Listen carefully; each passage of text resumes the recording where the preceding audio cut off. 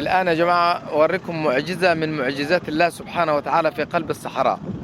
بصوا يا جماعة، الأول حاجة أوريكم، شايفين الصحراء تحيط بهذه العين من جميع الجهات.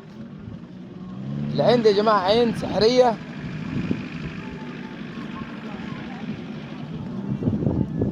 بتطلع مية سبحان الله وحدي. أول ما الناس تكتر هنا في الأرض دي، المية تكتر وحدي.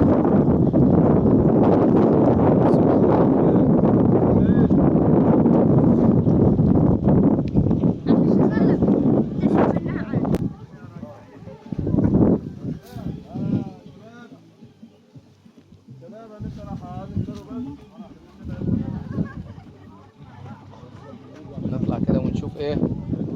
سبحان الله.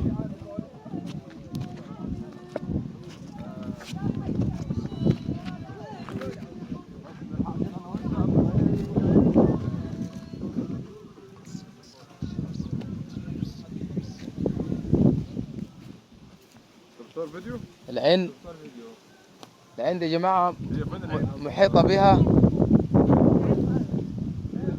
بها الصحراء من جميع الجهات زي ما انتم شايفين كده.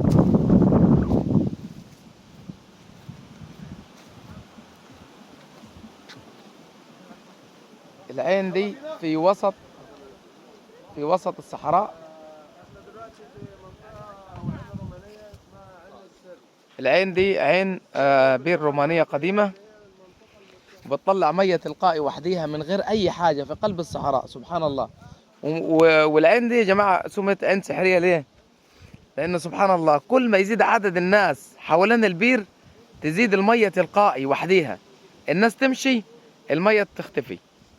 حاجة سبحان الله من آيات الله. كانت العين دي زمان هنا عين آبار رومانية قديمة، لا في حواليها حد ساكن ولا في أي حاجة، في قلب الصحراء.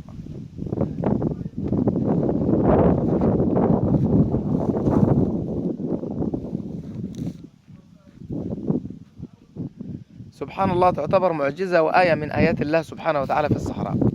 حاجة يعني فوق الوصف، والله فوق الوصف. تعالوا خلينا كده نشوف العين معانا مرة تانية.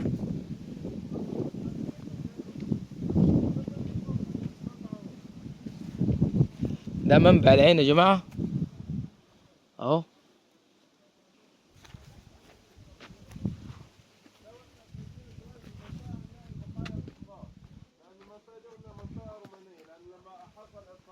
للأقباط لما دخلوا رومان مصر، الأقباط ابتدوا يفروا الأطراف بتاعت مصر، ابتدوا يسكنوا المناطق دي، فكانوا ساكنين في المناطق دي.